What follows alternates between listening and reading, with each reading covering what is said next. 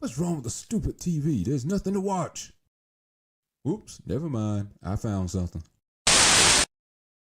All right, welcome back to the last rewind and night 2 review of WrestleMania 41, which was held in Vegas.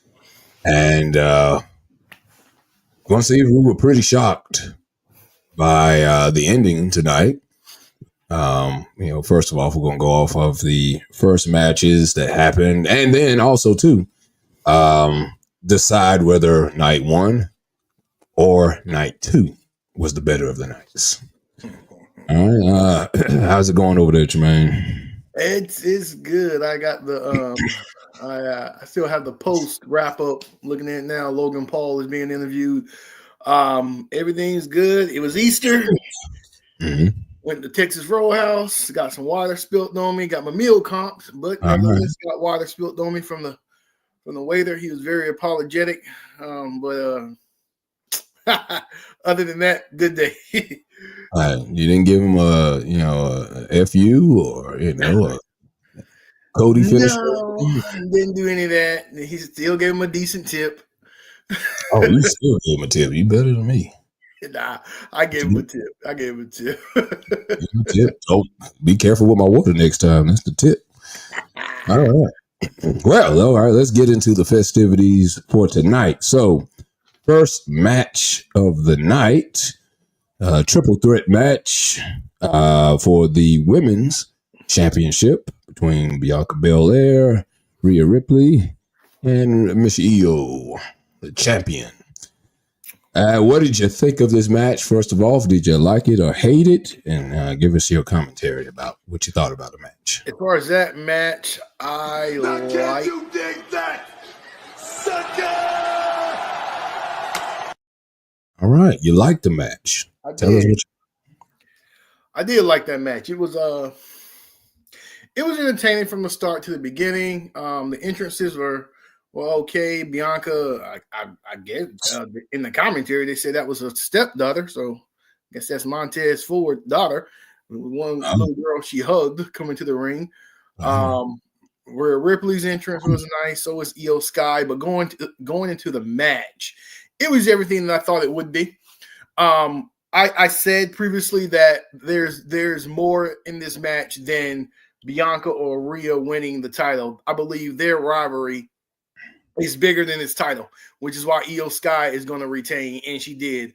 The ending, she did the moonsault, which was pretty nice. That was pretty nice. I like the ending. I like the climactic build up to the match. They each held their own and did their finishers, but nothing surprised me in this match as far as who won.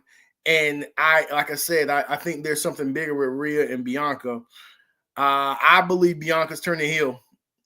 Do you think so? Yeah, I believe Bianca's turning heel, which is why the Bianca and Rhea rivalry is way bigger, because it's gonna Rhea is already the face. I believe Bianca will turn heel, and it's gonna make that rivalry all the more better. Which is why it really didn't matter. I mean, it kind of would have mattered if one of them won for the sake of a better rivalry, but for the sake of starting their rivalry off, they didn't need a belt involved or a title involved, because they both are, solid enough without a title. I think the bigger picture with them two is Bianca turning heel and a better storyline there, and I do think that's going to happen. And again, Io Sky was the afterthought, so the intent of the match was not make her look like the afterthought, and she came through. I'm actually looking at her right now being interviewed, Io Sky. But it was good. It was a good match. I as far as a rating, I gave it a 9. I gave it a 9. Okay. All right. What did I think of the match? I thought this. Now can you dig that, sucker? Yeah, I enjoyed this match. For this is how you start off WrestleMania, even though this is a women's championship match, and I generally agree. And maybe I'm wrong on this one. I generally agree that maybe in the past you had the lower card start the WrestleMania off, or any pay-per-view for that matter. You don't start off with a championship match, but maybe this is, a different way of doing things. I think Bianca Belair did her thing, and Rhea Ripley did her thing. They showed off great moves, counter moves. Io Sky, she did her thing. She made sure she wasn't an afterthought. I think we talked about this maybe a week or two ago when WWE went overseas and Bianca Belair was, getting booed profusely. And I was like, yeah, I kind of feel like, and maybe it's just overseas, but I feel like she's going to eventually probably turn heel. Now, what I was going to ask you as you were going through your thing, do you think this will connect back to Naomi if she becomes a heel? Yes, I believe it will. I believe it will not be a total coincidence. I saw an interview leading up to this year's WrestleMania, and someone asked Naomi, how did she feel about Bianca? And she had little to no commentary. She was very talkative when it came to Jade, but she had little to no commentary, meaning I would not be surprised if Bianca and Naomi come full surface as a heel tag team and make some noise from there. I believe Bianca and Naomi are not done. I think they're going to go into the heel realm of things, and we're going to see a new development in their character. Well, you already seen the new development in Naomi's, but you're going to see it in Bianca's soon. Yeah, and I think somehow that storyline is going to tie together that Bianca did have something to do with Jade Cargill getting hit by the car. So kind of like again, a la Rikishi, and then Triple H was the brains, Rikishi was the brawn behind that. I believe they wanted to get past this WrestleMania and the match for the sake of getting past Io Sky and Rhea Ripley. But yeah, I do believe they're going to tie it back together. And Jade is going to be upset at that. She may even have a match with Bianca, but all roads are leading to Bianca becoming a heel soon. And where do you think this puts Io Sky next? What's her next story arc? Good question. Frankly, I don't know, because I as far as whom is going to step up to challenge Io, that may be a surprise. Or how the night after Mania they get like a surprise entrant or a surprise return, or someone coming up from NXT to make their way. I believe we may get that for Io Sky, like someone from NXT coming up, because all of the other names, Liv Morgan, Raquel Rodriguez. I mean, it'll be something old now at this point. I believe with Io Sky, we're going to get a new face coming for her, a new name, new face. Do you think Io Sky is a placeholder for the belt, or do you think she's going to have it long term? I think she's going to have it long term. I think tonight proves she'll have it long term. I think she's really good. I think she's really good in the ring. That moonsault, how she ended that match. Yeah. If we go through the ending of that match, if you recall, her head hit the post, and that was setting up for her to be out of the match for the entirety. Yeah. And then, she comes with that moonsault, finishing it and winning it. That was good. That's what gave it a 9. I was damn near going to give it a 10. But I gave it a 9 for that. She took that home, and I do believe with her aerial attack, she is going to have the belt. She's not a placeholder. She has a great aerial attack, and she'll have the title for a while. And tonight proved it. Okay. Well, I gave the match not too far away from you. I gave it an 8.5. Couldn't quite give it an 8.5, but it was a very entertaining match. And again, compared to yesterday, let's see. Yesterday we had the Uso versus Gunther match. Destroyed that match for the first match. Remember, yesterday I gave it a 5. Oh yeah, this was way better than them two. Yeah. All right. Next up, we had the Sin City Street match. Damian Priest versus Drew McIntyre. What did you think of this match? I like Now it. can you dig that, sucker? All right, you like the match. I like the match. I like the brutality. I like Drew McIntyre. Drew McIntyre is Drew Mac. I've on previous occasions I've said it on the video yesterday. I said that Drew McIntyre deserves more than what they gave him this WrestleMania. But he won. I knew he would win. It made no sense for Damian Priest to win that match. Drew McIntyre is the bigger name. Drew McIntyre is better on the mic. Drew McIntyre is better in the ring. Drew McIntyre has longer longevity. I mean, Drew McIntyre is a talent, and I like the match. I like the viciousness Drew McIntyre brought to the match. Yeah, definitely vicious. The viciousness. I gave it a 9 based on everything I just said about Drew McIntyre. Just how he brought it to Priest. Drew McIntyre, and again, it being a street fight only heightened the viciousness that Drew McIntyre could bring, because he didn't have to fight clean. So you get a very vindictive Drew McIntyre in a street fight, man. It was I liked it. He did good things with that. You say you gave it a 9? Yeah, I gave it a 9. Okay. What did I think of the match? Now can you dig that, sucker?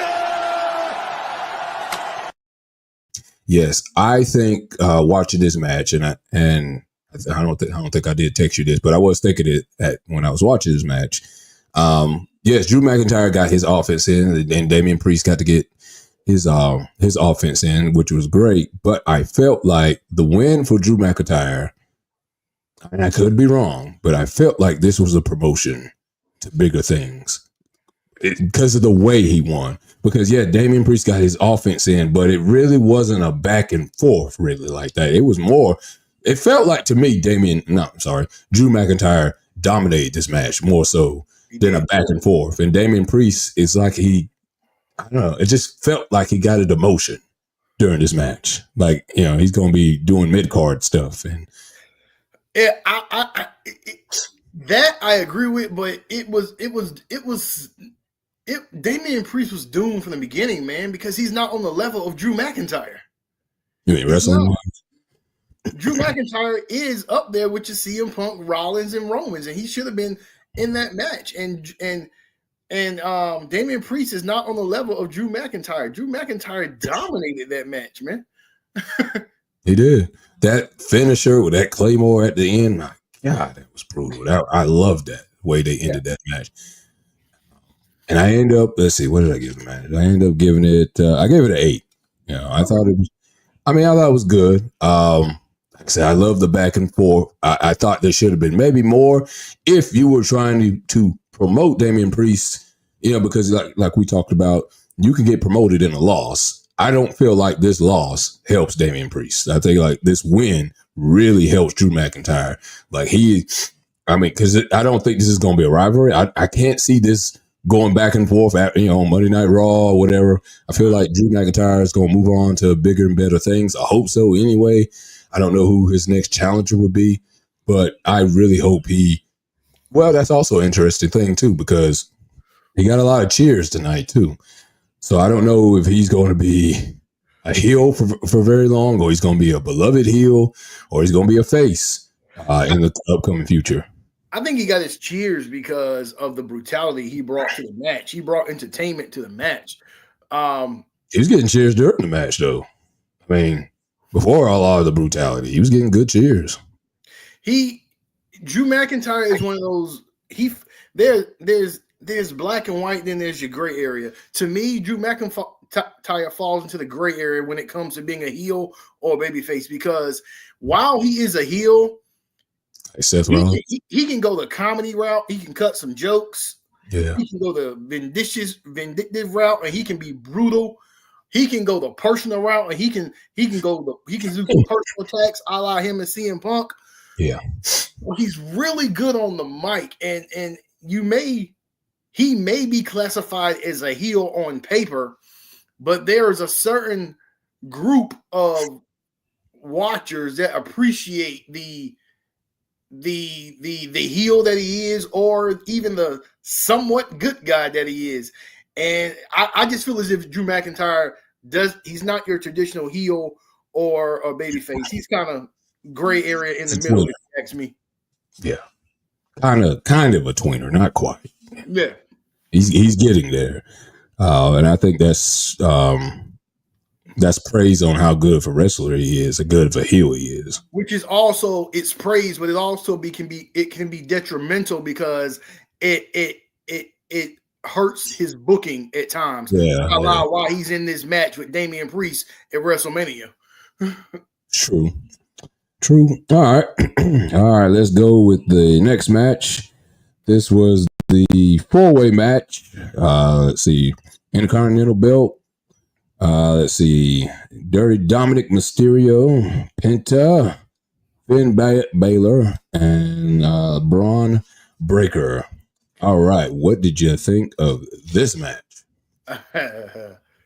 Now can you dig that, sucker? All right. So far, we've liked every match so far. So far, every match has been good. This match right here, start to finish, good. Emphasis on the word finish, but the start was good. The middle was good. You got a lot going. There was a lot of elements going on in this match that I like. You got the athleticism of Braun Breaker. You got that spear that he did from one table to the next, where he just ran through straight up through Carlito. Are we? Is I mentioned this to somebody else today. Is Braun Breaker in the category for having the greatest spear ever? He's in the category. I'm thinking he may. This may sound blasphemous. He may pass Goldberg. That spear he did to Carlito coming down the ramp on Raw a couple nights ago. Yeah, that was nice. And then the one that he did tonight from table to table. Yeah, that was nice too. The way he does it, he doesn't do it a horizontal spear like Goldberg or Rhino does. He comes at an angle and hits a spear. It's like for him. It's like diving in the pool. He looks like he's diving in a pool when he does a spear. Yeah, I love it. Go ahead. But, from his spear to his athleticism, and then you had Finn Balor and Dominic. You know, they're in the Judgment Day. Which, by the way, it's time to let the Judgment Day die. Edge did it years ago. The run is over. It's very much like the Bloodline. It's dead. But he lost Rhea. Yeah, see, he ain't in there no more. But when he did that spear, that was something I liked about it. I like his athleticism. Again, Finn Balor and Dirty Dom, they had a back and forth because they're both in the Judgment Day. So it's like, who's going to be the victor coming out of the Judgment Day? The ending to that match, how they set that up with Dirty Dom hitting the frog splash after Finn Balor hit the coup de grace. Then Dirty Dom hits the frog splash on Finn Balor to win it. That was a good way to end that match. And I picked Dominic to win. There's something about Dominic Mysterio from I think it was 2 or 3 years ago when he was feuding with his daddy, Rey Mysterio. There's something about this kid. Because Eddie Guerrero's son. There's something about this kid that the crowd likes and then they don't like. He has this aura, if you will. He has this reason you want to hate him, and he also has his reason you want to like him. And I felt like his time was tonight, and it was. I knew he was going to win tonight, and putting a title on him, and he stays heel is going to be great. He got to get away from this Judgment Day shit though. He's done. I believe he got to pull a Randy Orton. You remember Randy Orton won the title and he just broke away from Evolution? I feel as if and this was just the IC title, but I feel as if he's done with his Judgment Day shit. He can still run. He can still do the whole Liv Morgan thing. I think that would be good for him. But him, Liv Morgan, and the IC title I think that would just be what's best for him in his career right now. But this Judgment Day stuff is done for him. He's beyond it right now. And tonight he proved it. That was a good win for him. Okay. What did I think about the match? I thought this. Now can you dig that? Sucker! Yes, very entertained by this match. Everyone got their spots in. If I had to, let's see, if I had to rank each one, who's the best one to the least best one, because I thought they all were good. Least best, I would say Penta, mm-hmm. and Finn Balor. Mysterio is kind of, that's tough to say. It's tough to say. I'm gonna go Mysterio number 2, and I'm gonna go Braun Breaker number 1. I'm very impressed with Braun Breaker, and I'll text you. I said I think eventually he's going to be a title holder, a world championship title holder. He's just got it. He's got the talk. He's just like his daddy or his uncle. His uncle, for that matter. Yeah, he's just like his uncle. Sometimes I get him mixed up. I'm like, is Rick Steiner his dad, or the other Steiner brother? I'm forgetting names now. Rick and Scott Steiner. Scott Steiner. Is Scott Steiner his daddy, or Rick Steiner his daddy? I get them mixed up sometimes because he seems like he's a mixture of both. He's got the wrestling skills, he's got the body, he's got the face. He's definitely got the talking down. He's got the promo. I think I saw him the other day cut the math promo, the same thing that Scott Steiner did. What was it, TNA? He did. Yeah. The how much chance you got of beating me in a match or whatever. And that was brilliant. He put his own little spin on it. That was brilliant. And he sounded just like Scott Steiner too. I don't know if you saw it, but he sounded just like him. He's got the aerial assault for his size, which is great. And again, I mentioned the spear. I think I didn't think I would ever say that. He might beat Goldberg's spear. He might beat Rhino's spear. Those are my top 2. I never put Edge up there with, Edge is okay. Never put Roman Reigns up there. Roman Reigns is okay. But Goldberg and Rhino were always my favorite spears of all time. He really has a chance to pass them. He does, and like we said, it's the way he does it. It looks like he's diving because he has an arc in his back when he does it. Yeah, and, it kind of just looks poetic when he does it. I know what you're talking about. Yeah, and Mysterio, very impressed by him. He seems to understand the psychology of wrestling. There it is. Good point. Yeah, and to me, it's the psychology that Eddie Guerrero had in the ring, more so than Mysterio. Not to, piss on Mysterio. Mysterio was great in his own right, but Eddie Guerrero understood the psychology of being a heel and a face. And he used his heel abilities to eat even when he was a face. So he understood how to use both of them in the ring. And he has athleticism that's great as well, too. Doing the 619, that was great when he did that. And the way he finished, like you said, that was a great way to finish the match because you didn't know who was going to actually win. That was a great. It was actually like Io Sky because they both was on the rope. They both had great finishes, and it leads you to believe that they're out of the match. And then he finished it with the frog splash. She finished it with the moonsault. Those were 2 great finishes. Yeah, I knew. I always said the testament of a great match most of the time is where you don't know for sure who's going to win. I knew Penta wants to go to win. He's new. I was like, nah, he's not going to win this early. Braun Breaker, I actually thought he was going to win. I thought, maybe he needs to hold the belt just a little bit more, just to give him a little bit more prestige and, build his reign just a little bit more. What I thought was going to happen, and it's kind of still going to happen, I believe. I thought Finn Balor or Mysterio, we're going to have a chance to win, but one of them was going to mess it up for the other, and that was going to create dissension within the group. And it's still going to be dissension now because, like you said, it's going to be like the Randy Orton situation probably, where he had to break away from the group he was in. Because,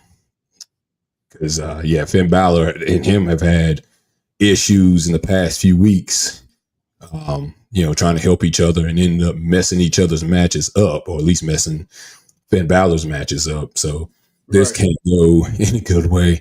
The group's probably going to stay together, or they're just probably going to end up kicking Mysterio out. They probably are going to draw it out maybe a few more weeks to the next pay-per-view. If they kick Mysterio out, that means they kick Liv out. That means they kick Raquel out. That's 3 of the group members. So that's just going to leave Finn and Carlito. Or they might add Penta. They might add him to the group. Possibly. That's a good point. I just feel as if Judgment Day and Bloodline started around the same time. Yeah. And their time is done. They both had good runs. Edge started Judgment Day. Yeah. Roman, Paul started Bloodline. And I feel as if the runs for both factions are done. And Edge is at AEW. He's in a whole nother league now. Don't even get me started on that. So I ended up giving this match, I gave it an 8. Okay. I don't think I said my rating yet. I gave it an 8 too. Okay. Yeah, it was a good match. Good match. A lot of them got to show their own offense or whatever. They got all of them got their offense in and show what they could do. I wish Penta did a little bit more. I love his entrance. We'll say that. Right. Let's see. Next up. I wasn't expecting much from this at all. And my assumptions were correct. Randy Orton versus a mystery opponent because he couldn't fight Kevin Owens. Kevin Owens, as we all know, is suffering from a neck injury, which has him sidelined indefinitely. He ended up coming out with and I asked you, and I need some clarification. Please, someone give me some clarification on this. It was Randy Orton versus Joe Henry from TNA. He's a TNA champion. And this is the second time I've seen him, I think. I saw it at the Royal Rumble. And the question was, what is up with WWE and TNA? Do they have a farmer's deal where TNA is, I don't know, making talent for them? And, maybe they'll transfer to WWE one day. Because WWE, and maybe it's because of the new regime with Triple H. I don't think Vince McMahon would have ever, advertised another league with WWE. He'll bring people back for one night that may be wrestling in TNA or some other league. He'll bring them back for one night at Royal Rumble or something and surprise people. I'm like, oh God, we haven't seen him in so long. But he won't they won't use their TNA name, or they won't come with the TNA belt for that matter. Yeah, and I don't know who's. Go ahead. I think it's Triple H trying to be different. If you recall back in the day, wrestling was about territories. Yeah, you had your Mid-South, Atlantic, things of that nature, WWE. So I believe this is a somewhat of a version of that when crossovers like this happens. Mm-hmm. Where it goes, we don't know, but I believe it is. It's a jaw-dropping moment. It's only going to be done on paper, like a big pay-per-view, SummerSlam, WrestleMania. You ain't going to see nobody from TNA on a random Raw. You're not going to see that. It's only going to be done for situations like tonight. You mentioned their name, even with the war, if you want, I won't call it a war, but the dispute with AEW and WWE was like, don't mention their names. Right. We don't mention any other people's names. AEW always mentions WWE and any other league they can because they're trying to get press. But this is why it's surprising. I believe WWE knows TNA doesn't have a snowball's chance in hell at catching up with them as far as not with that crowd and a better show. AEW kind of had a chance at one point, which is why they're not going to do much with them because who knows? And some of the big names from WWE are still at AEW. You know, Moxley, Edge. Yeah. So they're not gonna dabble over there that much. But it's more of a safer bet to dabble with TNA because WWE is so far ahead of them. They can take that risk, and it's not much of a risk. Okay. Well, back to it, I guess, with Randy Orton versus Joe Henry. What did you think of the match? Hated or liked it? God, this is So why don't you make like a tree and get out of here? Oh, yeah. Okay. First match, you hate it. I didn't like the match. I liked everything they tried to do with Orton. If you recall, if you look, Orton's entrance, he wore some of the same trunks he wore from when he first started because this was his 20th Wrestlemania. So I see they try to like go back in time with Randy. I like everything except the match. I'm gonna put it that way. I like Orton's entrance. I like the pop Orton got. I like the pop after the match when Orton gave him the second RKO and Orton did his pose. I like everything except the match. Everything worked for me except the match. I like the fact that Orton got some shine because there was a threat of him not even being on the card. So I like the fact that they worked some in there for Orton. But as I text you and I said they should have got someone more relatable to Randy Orton to have a better match.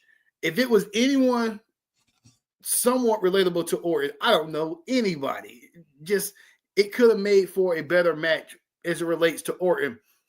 So I didn't like the match. I like everything leading up to the match, and I like everything after. And I like what it did for Orton to celebrate him. This was just basically to celebrate Randy Orton's 20th WrestleMania. Yeah. And I like that. I just didn't like the match. What'd you rate it? I rated that one a 5 just because it's Randy Orton. I gave it a 5 just for the celebratory element of celebrating Randy Orton because he deserved it. Okay. What did I think of the match? So why don't you make like a tree and get out of here? Yeah, I expressed a lot of the same sentiments that you just said. The match was very ho-hum. It was just nice seeing Randy Orton out there. Wasn't that big of a shock. Well, it was a shock to see Joe Henry out there, but not the good kind of shock where it's like, oh my God, Randy Orton's about to fight Joe Henry. And maybe because I'm not a huge fan of TNA and I don't really know a whole lot about him. Yeah. Again, this is the second time I got to see him, but seeing him wrestle did not make me say, I need to turn to TNA now. Right. I need to check out what this Joe Henry guy is about. That didn't help out at all. That didn't help out any advertisement for me when I watched this. So, I don't know, man. Maybe they chose him on purpose because they're like, okay, we won't put any shine on TNA because this guy we really don't think is worth it. Right. Yeah, I just didn't get it. And maybe he didn't get the shine like he does in TNA on purpose because they're like, maybe they signed a contract of like, okay, you're not going to win this match. You're not going to outshine our talent, but you can come up here for a few minutes and show what little bit you can do. I would think that would make their champion look weak the way he beat the TNA. He's supposed to be your best champion, and he just was made to look weak. And, this almost felt like a Stone Cold appearance, like we had tonight, where Stone Cold comes out, gets serenaded, gets cheers, and then leaves. This is what it felt like for Randy Orton, except he's not retired. And he's been around, still for some years. I know he has some times where he's been gone up and down with his career, but this is what it felt like. It felt like a serenade. I don't know why they couldn't somehow get him in a tag team match. I don't know why they couldn't get him a match with Solo. All these wrestlers up here on the card. I don't know, Braun Strowman, something. I don't know. Get somebody. I agree. I agree. Orton has had beef with a lot of these cats. Like you just said, Recently. Solo didn't have a match at all last night or tonight. Yeah. That would have made for a good match. Which has got to be horrible because he's just in a feud with Cody Rhodes for the belt and being the head of the table. Yeah, I don't know why Solo was not on the card. That really has to drop him down on the totem pole because now Jacob Fatu has a belt. Jey Uso has a belt. Roman Reigns still relevant, way relevant. He may be still more relevant than those other two I just mentioned, and which they'll probably have some sort of match still going with the head of the table thing. But Solo, what are you doing? Exactly. And in an opportunity where Kevin Owens cannot physically go and you need an opponent for Randy Orton, that was it for Solo. He could have just came out. Randy Orton could have beat him, but at least he could have had a WrestleMania match. And that was a missed opportunity. I said in the text, it's a missed opportunity because there is someone who's more relatable than Joe Henry from TNA to fight Randy Orton at WrestleMania. Like you said, it was a way of honoring Randy Orton, which is cool. I believe it once Kevin Owens was out, they were like, all right, we're just going to honor Randy Orton. This is a celebratory moment for Orton. You got to have a match. We got to get you someone. It wasn't with the intent of starting a new storyline or a rivalry with someone. It was just with the intent to honor him, which is good, but it didn't make for a great match. Yeah.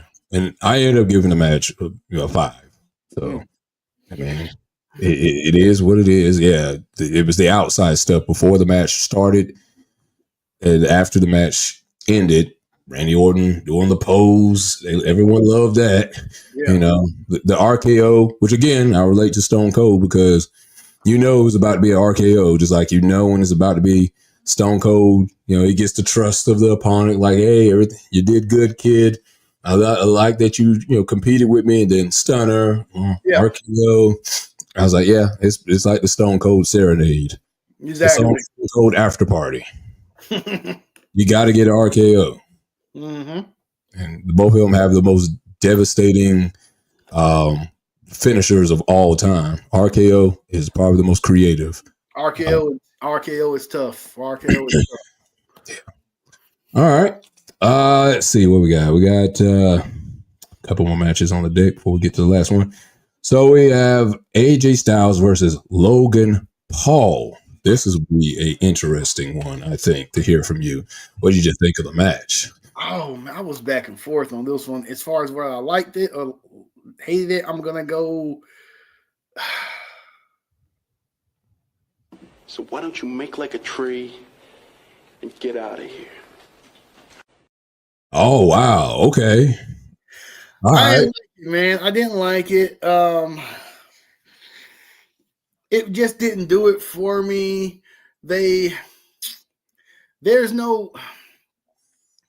I think it's the two who are in the match. It's AJ Styles.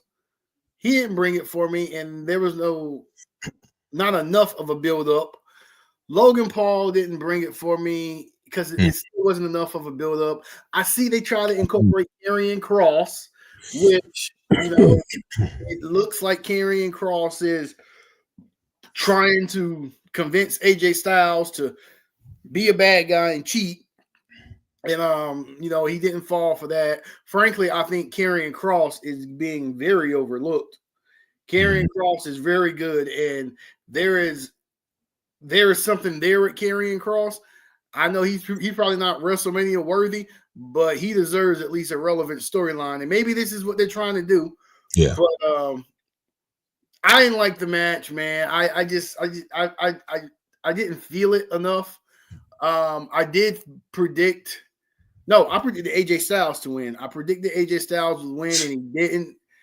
There was nothing about that match that made me, that stood out. That makes me like the moonsault stood out with Io Sky, and the frog splash stood out with Dominic, and the spear from Braun. There was nothing stood out to me about that match other than the Karrion Kross appearance but that did not affect the match, if you ask me. So, I didn't like it, and I also gave it a 5. Damn. Okay. All right. What did I think about the match? Now can you dig that? Sucker! Yeah, I like the match, not by a whole lot. Logan Paul, he didn't have, like you said, there wasn't a lot of build up. He didn't get me to really hate his character enough for me to be that engaged with it. AJ Styles, AJ Styles wanted usually, and this is probably why I should have gave it a lower rating. AJ Styles usually gives pretty great performances at WrestleMania and pay-per-views, period. And again, I keep saying I liked it. It was okay between the two. I think if the build-up was better between the two, I might would have been a little bit more engaged. And I tell you what did stand out, and I mentioned that to you too. I didn't like the no sell of the AJ finisher. That Logan Paul hit him with his he hit him with AJ's finisher, and AJ didn't sell it. Yeah, I didn't like that. I didn't get what the whole point was because that wasn't like, if I generally hate no sales like that when someone is getting beat down. The Hogan no sale, where you're just getting beat down and all of a sudden the energy comes in and then he's built back up and then he can't be hurt. He's impervious to pain. But this isn't that kind of match where the crowd were just going crazy and cheering for AJ Styles to make a brilliant comeback. It was very neutral. As far as how I felt with both of them, I was like, I don't mind if AJ wins and I don't mind if Logan Paul wins. I don't really care. The only thing that kept it was, it's AJ's wrestling style. Logan put a few moves here and there. And like I said, the carrying cross part, I think that's going to navigate to a storyline between him and AJ Styles because they've been going back and forth trying to get him to cheat. I hope so. I would like that for carrying cross. Yeah, I don't see how this match moves the needle for Logan Paul. I really don't see how this match moves the needle for AJ Styles. It almost seems like he's like the person that tries to put people over now in this state of his career. He's no longer trying to go for a belt or anything like that or a major belt. He just tries to have great matches to, help further someone else's career. The only person who's going to benefit from this match is Karrion Kross. Yeah. And he wasn't even in it. Karrion Kross is going to benefit from this match, but AJ Styles and Karrion Kross is going to benefit because he's going to start a rivalry with AJ Styles, or maybe they'll incorporate Logan Paul. But Karrion Kross is the person who's going to benefit from this. But I frankly think Logan Paul was decent enough when he was like the part-timer. And he wasn't there on the regular, but now that Logan Paul is he's a full timer. He just doesn't do it for me. He's athletic. I would give him that, but like you said, there's psychology when it comes to wrestling. He doesn't grasp that like your Dominic Mysterio. Like Logan Paul, he relies on his athleticism. Dominic Mysterio can rely on his athleticism and his psychology for the business. Logan Paul does not have that. I feel like he's trying. He's trying. And you can see that he's trying. It's just not natural. Yeah. I did like the lion salt that he did in the match. That was a faraway lion salt that he did. That was a good spot. You're right. Yeah. I think that's what kind of helped it get over 5 for me. Hey, I'm talking a bunch of bad stuff. I'm like, how did I like it? But I did like some of the wrestling moves, but it just, it wasn't a great match. I ended up giving it a 6. So barely liked it. So it could have been way better, but like I said, I don't think the build up got me in tune to want the care who won the match or not. Just very good point. It almost felt like the Randy Orton match. It's like, why do I care? But I like AJ Styles. I'm a big AJ Styles fan, and I'm hoping that Logan Paul eventually turns into what Mysterio is now. Dom Mysterio, and I think with time he will. I think with Tommy Wheel, what you gotta remember is Dominic Mysterio grew up in the business. Dominic Mysterio was on the episode of SmackDown when CM Punk was singing Happy Birthday to his sister. So Dominic Mysterio has a knack for the business. So, and that's because he's been around it. So you got to give him that. Okay. All right. Let's see what else we got. All right. Liv Morgan. I can't see Raquel. Valkyria. This is the women tag team match. So Bailey, from what I understand, I think she was injured. So she did not compete tonight. That might have been a surprise to some people. And so there was a surprise entry to help out Valkyria. And the surprise entrance was Becky Lynch. Mm-hmm. Becky Lynch, the man, is back. Yeah, she is. That was a bit. I was taken back. Wasn't expecting it to be her. Right. What did you think about the match? I'm going to give that one. Now, can you dig that, sucker? I like that match. Liv Morgan is really good at coming off scared and her acting. She you know how Flair starts begging and stuff. Liv Morgan is really good at doing things of that nature because Liv Morgan knows how to sell. She's really good at selling. I think the elements that led me to liking this match was Liv Morgan selling. Like when Becky's music hits, they pan to Liv Morgan's face and she gives this distraught yes, just like she can sell it. She's really good at that. And there was the in-ring action was good. It was actually a really good match. Fitting in ending. I didn't think Valkyria and Becky Lynch was going to win, which made it even better because I didn't see them coming off the winners of that match. So that only leads me to believe that Becky Lynch is back and she's going to compete because they're going to build on her. So with that, I liked it. I liked the match, and I gave that match a 7. Okay. What did I think of the match? Now, can you dig that, sucker? I enjoyed the match. Probably the biggest surprise again was Becky Lynch coming back. I had no idea. I'm just trying to go through a Rolodex of people that could have possibly replaced her, and Becky Lynch did not enter my mind. Liv Morgan, she's a good champion. She's a good seller, and like I said, she's got the look for it. When she's a heel, she plays a good heel, which is why her and Dominic are such good when they're around each other or whatever. Right.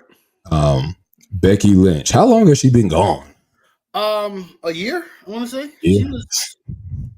I want to say a year. She was out last. I want to say last. Did she have a match last WrestleMania? I don't recall her being there. I could be wrong though. Maybe a little bit more than a year then, but it's been a year and maybe a couple months. But she's been gone definitely the entire time. Punk has been feuding with Rollins because they made a couple jabs about each other's wife. Yeah. And if she was there, I think she would have threw a couple jabs back at Punk. Well, now to mention that they have lost the belt, so this is really going to mess up the group with Finn Balor and them now. So it's like now the group is messing up. That's got to be saying we're leading to a possible disbandment. What's the next storyline? I guess it's going to go for Liv Morgan. Is she going to turn on her tag team champ? I think she's just going to be more of a. I think she's going to be more ride or die with Dominic because Dominic is now the IC champ. I think, like you just said, the two of them make two great heels. So I believe they're going to feed off one each other to that aspect. Do you think Dominic's going to be a heel still? Good question. The way he went back to the ring and held the belt up, that seemed like a face move. That's a very good question because he got cheers too. Yeah. When he did that, he got cheers, and I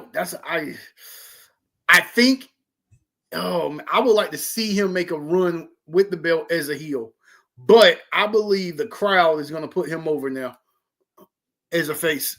Yeah. And especially if, Finn Balor's now going to come at him. Right. You make a good point because when he came back to the ring and held the belt, he got a lot of cheers. They were cheering for him. Yeah. And if that is the case, then if Liv Morgan's going to stay a heel, that might be them breaking up. It might be about their time because, Dominic has been leaving people left and right and going with other people like he did Rhea. It might be his time to get left. Well, yeah, you got to remember, like, he joins the Judgment Day, and that was to get his name out there and so he could branch out. Now he's branching out. Yeah, this is about time. Let's see. I ended up giving the match, I gave it a 7. Okay. As far as my rating, I don't think I've said it yet. I gave it a 7 too. It was solid. It was good. It was solid. Yeah, the finisher wasn't that good, but I believe everything else that happened in that match, the finisher didn't have to be as climactic. The fact that Becky Lynch came back was enough. And the fact that Becky Lynch won, because now, again, the average viewer now knows, we got Becky Lynch back because she got a belt. So we're going to see her more often. All right. Well, let's see. Before we get to the main event, Stone Cold came out, did his thing. I don't know. He announced the attendance record for both nights. Right. Did his thing. Did his catchphrase. Ran the ATV into the damn barrier. I forgot about that. Yeah, that was not on purpose. Although Stone Cold was drunk off his own beer, or he was just driving. I said he's driving that thing way too fast. He was down that ramp. Around those corners too. I said, "Oh God, he's going to hit something." He ended up hitting the side right there, but I guess he didn't do damage. He went and apologized to whoever was sitting over there. Yeah, imagine if that actually went through and that hurt some people. That would have been the story, right?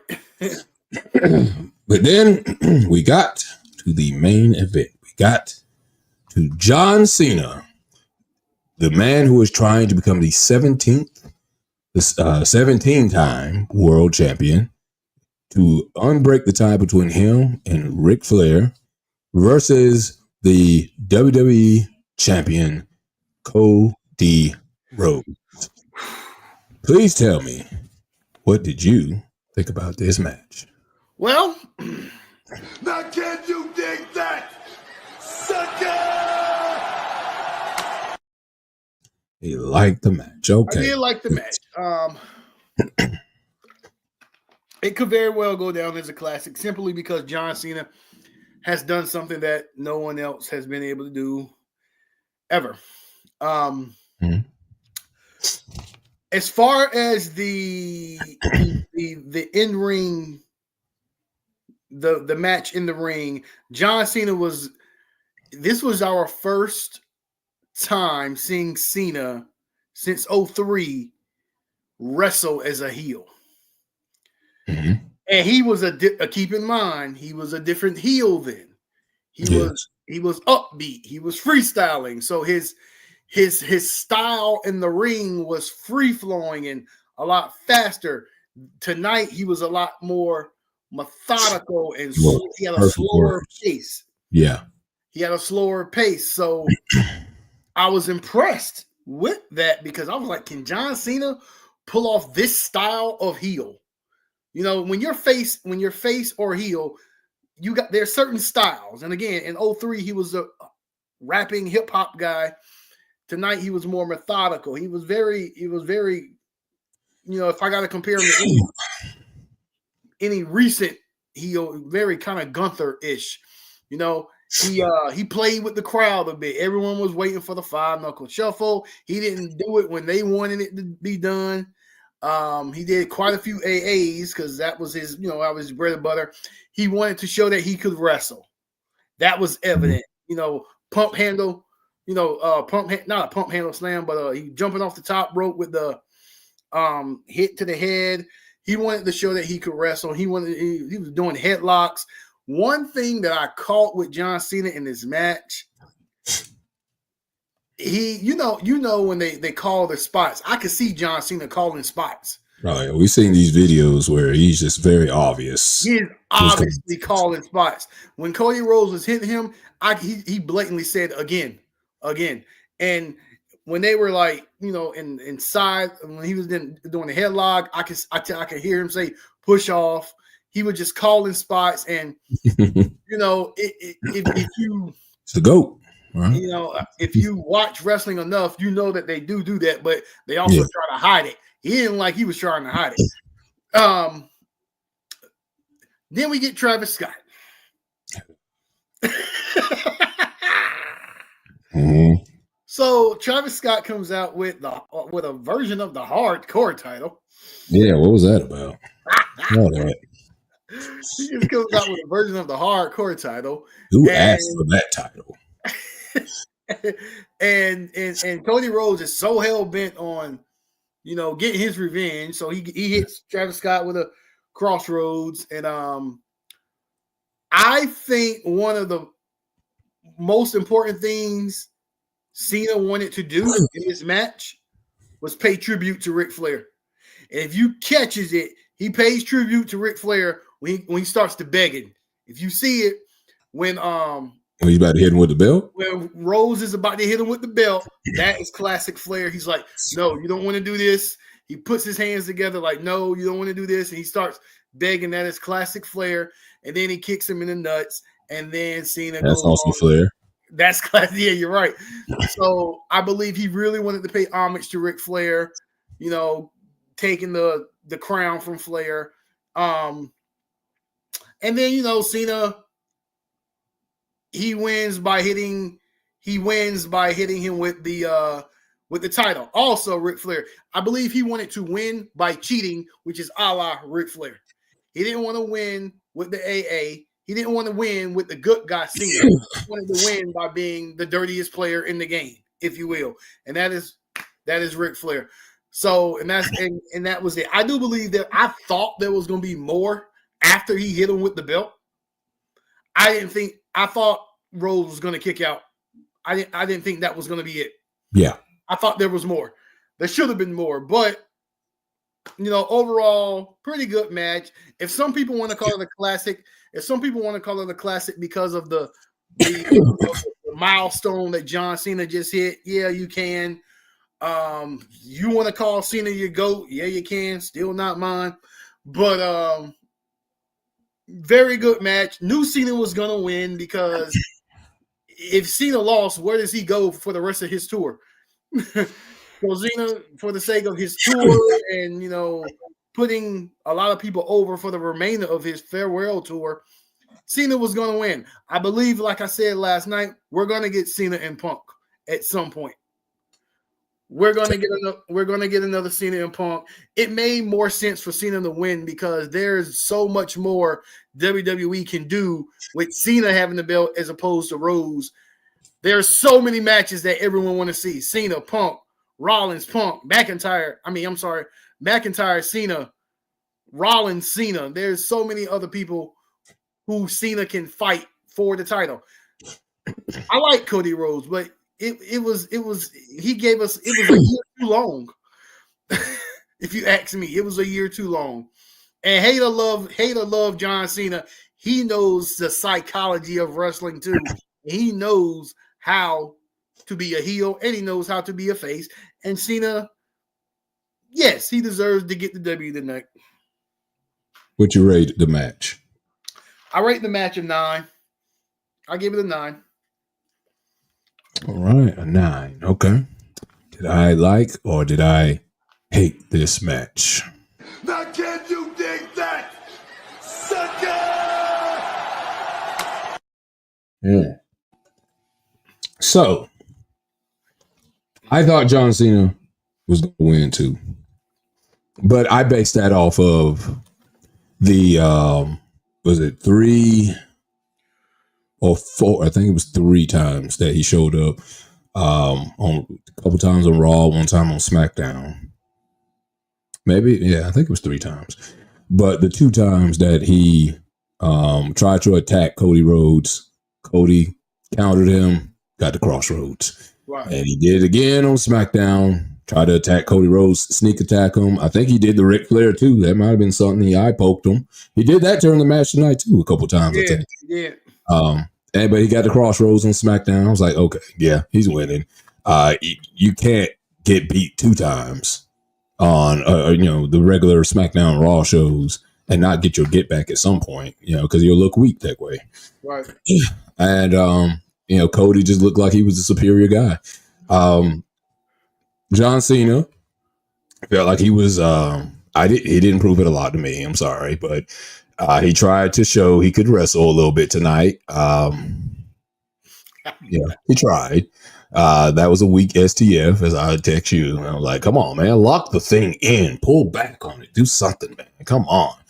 I never had an inch of doubt that Cody Rhodes was going to kick out of that at any point. He put on, I think, at least 5 AAs on him, I think. Something like that. Yeah. There's one thing I'm going to mention on that, too. And this is not just his match. This is all the matches at WrestleMania.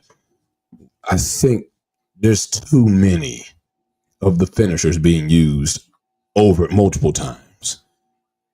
A finisher being used 4 times, 5 times. It's like, okay, it's getting egregious now. 2 times, I get it. That's fine.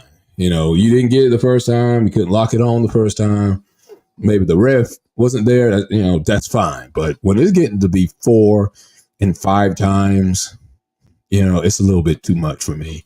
It takes away from the match. To me, that's just me. That's my personal. It takes away from the impact of the finisher. It takes away from the word finisher. Exactly. Yeah. It doesn't seem like a finisher. It seems like what they've made the DDT now. It's just a basic move. Right. That used to be a finisher. Jake the Snake. The 5 knuckle shuffle. He tried. I'm actually surprised he pulled it out. I thought he was just going to like tease the crowd, like, you don't deserve that, and then just walk away. Right. Just do something else. I'm surprised he tried it twice. I'm surprised he actually tried to do that. Now, one thing we've got to mention was his entrance. His entrance. There was nothing on the screen. There was just his name. It was all black and just white letters, John Cena. Right. And then he had the black hat. They had a black shirt, like a funeral. Like, I'm having a funeral for what this belt represents. I'm taking this belt and I'm going home. I actually like that. I like that aspect of it. I see why. Well, if that was the plans for his entrance all along for WrestleMania, I see why he never changed it up until tonight. I like the all black. Just I'm here. I'm going to win the title. There's no need for a car. There's no need for the pyro. There's no need for any video package. Just walk straight out. I like that. It may be just me, but what I think I would have liked even better, just no music. He just walks out there. He just walks out there slowly, have his towel, show it. Don't acknowledge anybody. You don't even deserve my music. Just walk out there. Or the start of his music then cuts it off. Yeah, that would have been great too. And maybe that would have gotten the crowd to boo him, which is another point. Let's talk about that. So tonight was Bizarro Toronto, that's what we like to call WrestleMania 19, Rock versus Hogan, where you've built up the face to get, a major comeback in the match and going to get major cheers. A la The Rock versus Hogan, NWO, Hollywood Hogan. Didn't quite happen tonight. Cody Rhodes was booed for the most part. Maybe not as soundly as The Rock was that night in Toronto, but the crowd was not on his side, which I kind of suspected was going to happen because it's hard. It's hard to be a heel sometimes, man, because if you don't do it correctly nowadays, because heels are actually sometimes sexy to the crowd, and then they rather go with the heel than the goody two shoes of Cody Rhodes, whatever, and which is probably one day why he'll probably end up being a heel too. And that's probably also why Cena got booed a big part of his career too by adults over 35, not the kids so much. But that kind of took away from the match a little bit for me. To be invested to, I wanted Cody Rhodes to win, but I didn't think he was. But it'd been nice to see the face try to make a comeback and to have the crowd behind it. But they weren't having it. They didn't. They wanted John Cena to get that 17. I think that was because it was so historic. It was also why they wanted him to win, why they were cheering that night. The Travis Scott thing, I didn't see a point. Besides, I guess there was an interference to being made, and John Cena had to have the heel win, have somebody make an interference for him, and I guess that's fine. But where the freak is The Rock? Why no Rock? Since what was it, Elimination Chamber match?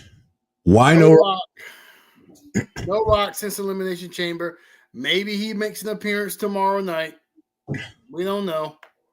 But, I don't know if I care at this point now. I was like, I don't know if I care at this point now. The damages has been done now. Oh man, but we still don't know why. Why he even, why John Cena even sided with him and all this. We still don't have any reason behind that. Right.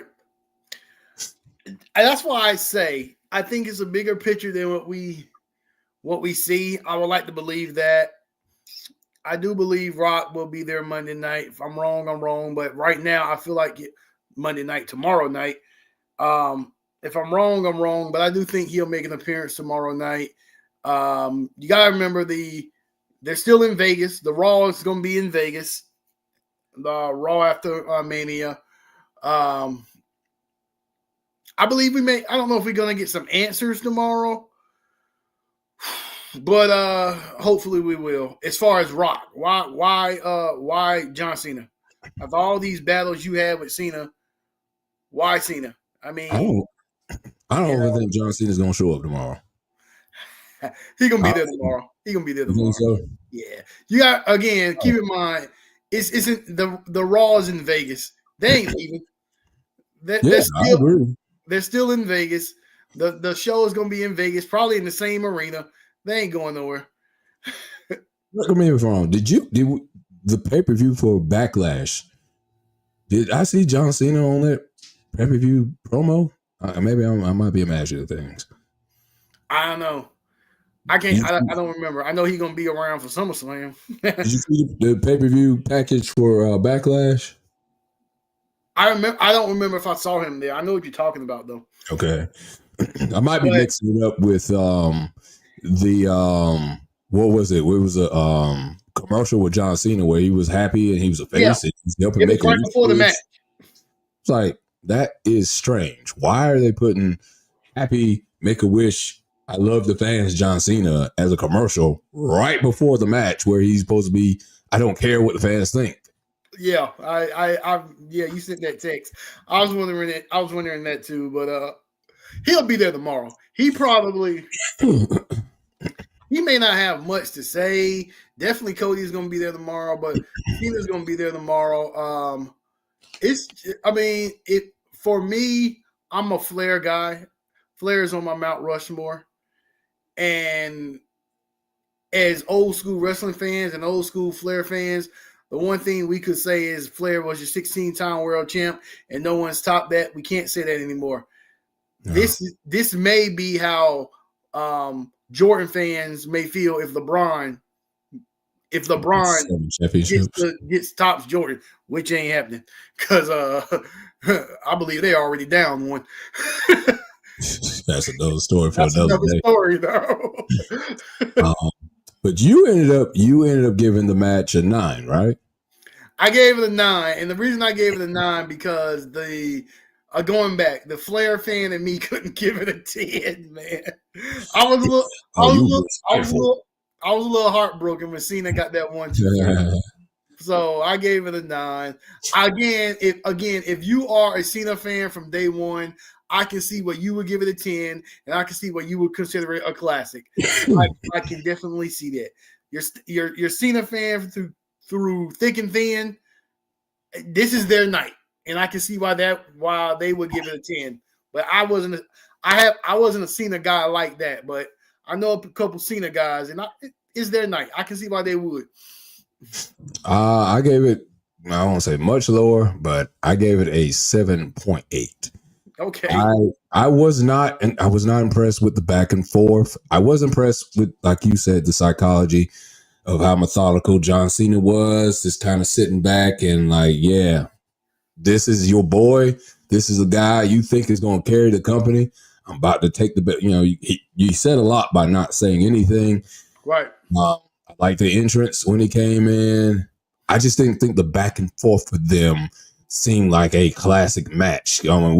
This is a big deal where, of course, Cody Rhodes is trying to keep the belt, but we're wrestling for the 17-time record championship. And I don't think there was a lot of fight from Cody Rhodes to make me think that he had a chance. Forget that Travis Scott came in and interrupted things. I still think John Cena, there's no point where I just thought where John Cena needs any help. I said, he's good. Oh, yeah. I mean, Travis Scott's coming, but I mean, he helps, but he don't need him.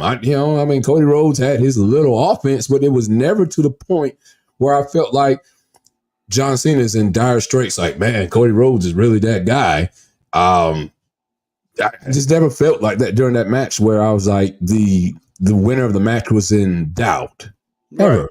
He put a pretty good beating on Cody Rhodes, I felt, with all these AAs he put on him. He did. The AA, and if he would have locked that STF in, it would have really been a better beating. But he knew how to.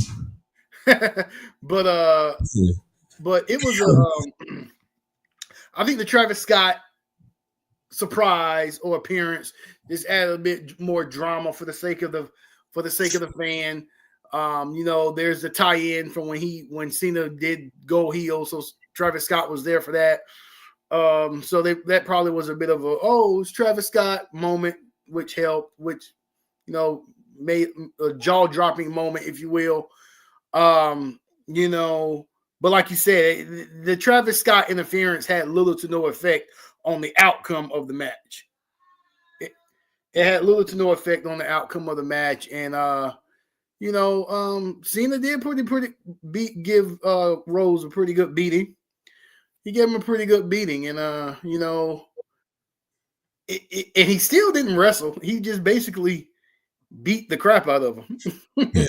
Do you think maybe he was just, because John Cena, he hasn't been full time in a while. Maybe he was just pacing himself so he wouldn't get tired. Like how Rock came back and fought John Cena, and Rock was like breathing, gasping for air. Right. Because he's not a full timer. He comes back every few years and wrestles 1 or 2 matches. But do you think maybe he was just pacing himself, just trying to keep himself from being too tired? I think he was pacing himself for that reason, and also trying to be methodical and play into his new role as the cynical heel. Mm-hmm. I believe since the start of his heel run, what Cena has been trying to do is be the opposite of 2003 heel. Mm-hmm. And that's, I'm not going to give you the freestyling. I'm not going to give you the big entrance. I'm not going to be all, upbeat. I'm going to be methodical. I'm going to be direct. I'm going to be sadistic, if you will. And I believe that was a play into why he was his slow pace as well. Well, here's the big question. What now happens to the look of the belt? He's got to get rid of the Cody Rhodes stuff up there. Are we going back to the spinner belt? Or are we getting a John Cena custom belt? He can get rid of the side plates, but I think he should leave the belt the way it is. However, once Cena is fully done, I believe WWE is probably going to create a custom tribute belt for Cena for his 17 times.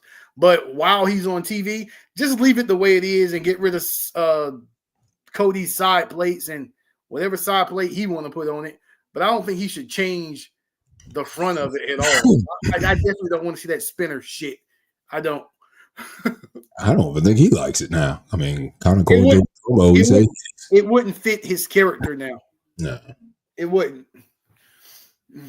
All right. Well, the other question: which night was better, night 1 or night 2? Oh, night 2 automatically. We liked more matches. For me, I like more matches on night 2. Night 2 had better finishes. Again, for me, Dominic and EO stands out as far as the better finishes.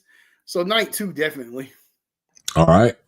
If you had to say, out of all the matches you've seen between night 1 and night 2, which was your favorite match?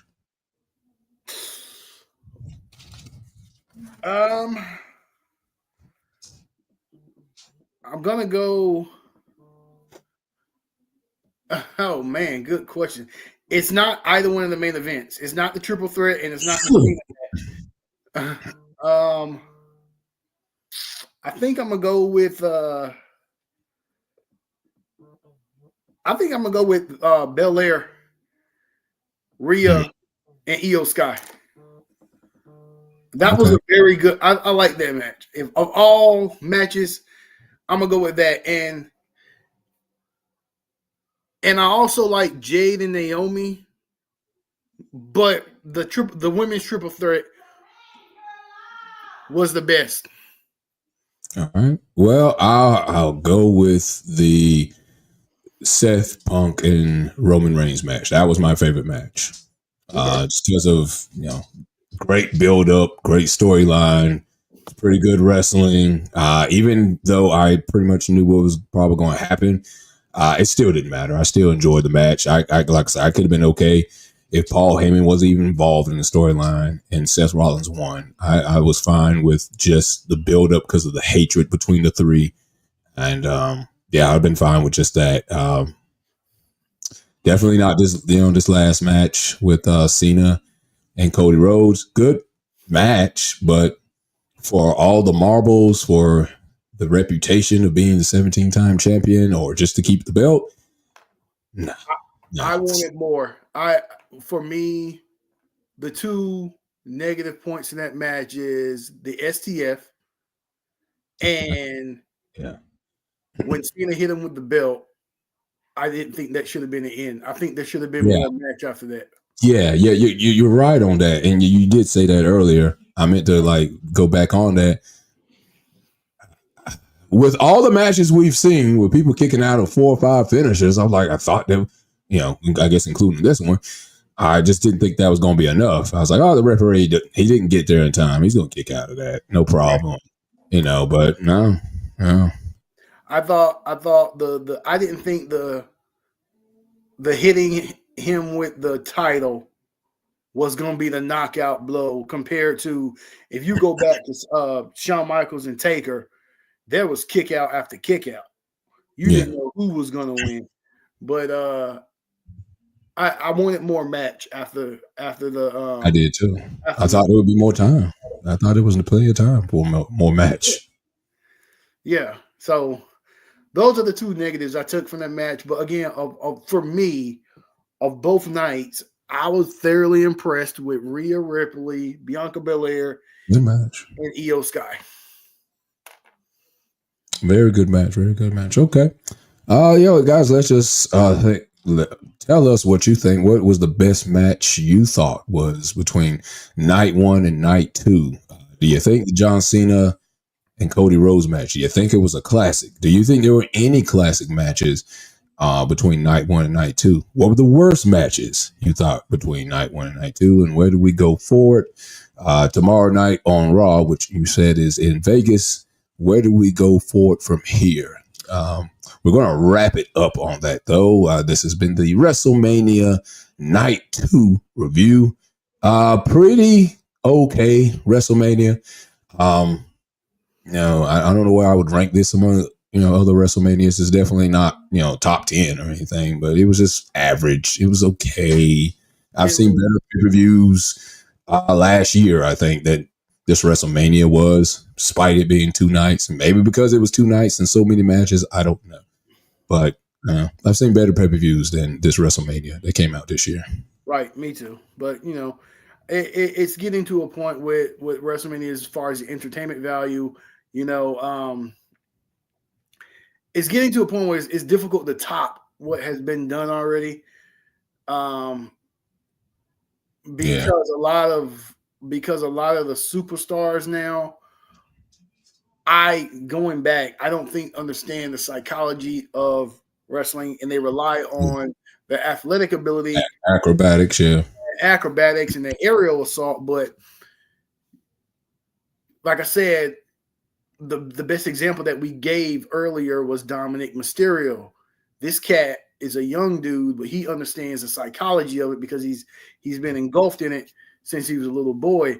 But I can guarantee you a Tiffany Stratton does not have the same psychology mind of wrestling as Dominic Mysterio. Definitely not. So I believe a lot of what's happening with wrestling and the entertainment portion is becoming lesser because they don't understand the kayfabe aspect of it all. Yeah. It is, and maybe social media has been harmful to that as well. Well, maybe it has. Social media has played a part in that as well. But a lot of the up and coming wrestlers, they don't get how building a storyline week after week makes the match better. Because here's the thing, when you're at WrestleMania, you're done with the promos. You're just having the match. Yeah. So when you go to WrestleMania or SummerSlam, you got to let that match, your in-ring ability, talk for you as opposed to you verbally talking, because you've had promo every Monday and Friday on SmackDown and Raw. So now it's time to let the in-ring ability talk, and therein lies the the psychology of it all. So that, in my opinion, is maybe why the product is not as entertaining, and you're never going to get these classic WrestleManias that we got before. You're never going to get the Iron Man match with Bret Hart and Shawn. You know how they built that up week after week before they had that match? Yeah. You're never going to get that. So that's my opinion on that. I agree. And it's also hard now, too, because the WrestleManias that we probably love the most were only on one night. So you only had a set amount of great talent that was on one night. So you really could, the margin of error is bigger now. Right. Nights. You can afford to have one bad night because you got the next night to make it up. Right. One night on Sunday WrestleMania, you just put the best of the best up there. A lot of people gonna get left off. Then there was only one belt at one point. Heavyweight world championship belts at one point. There wasn't so many belts, so yeah, that's different too. Right. Yeah, it's a matter. I mean, that's the way the business is going. I'm gonna still watch it. I'm still a fan, but that is where the business is going. So it is what it is. All right.